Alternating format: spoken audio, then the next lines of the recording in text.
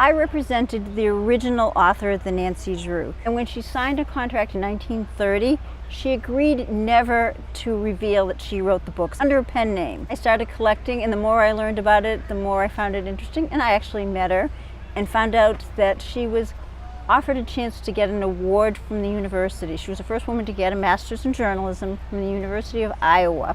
She was told that she couldn't reveal that she wrote the books 60 plus years before that because of the contract she signed.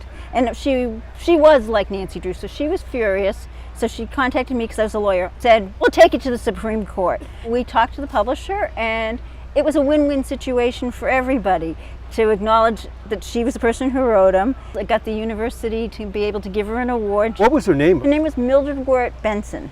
The first book we have here is signed to you. Yes. It says Mildred Wirt Benson, who wrote the original of this story under the pen name of Carolyn Keene. Why did she inscribe it that way? I met her before we got her authorization to acknowledge that she was the original author of it. She was doing this as a favor to me. The next book in the timeline that we have is this. Tell me what the significance of this book in inscriptions Sure. are. I went to University of Iowa with her when she accepted her award as the first woman to receive a master's in journalism, and she was acknowledged as the author of the Nancy Drews.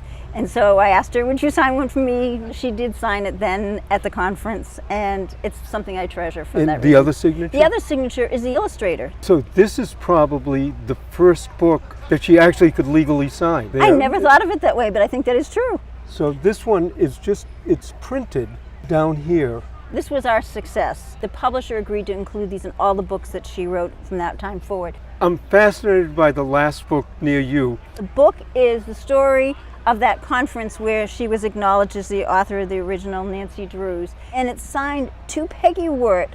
This is a fine account of how my identity as Nancy Drew's author became known. Millie Wirt Benson, the real Nancy Drew. No, who's Peggy?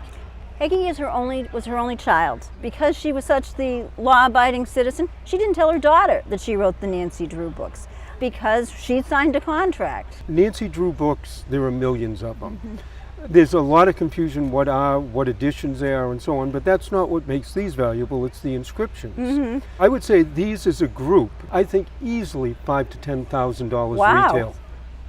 I'm surprised. I really am.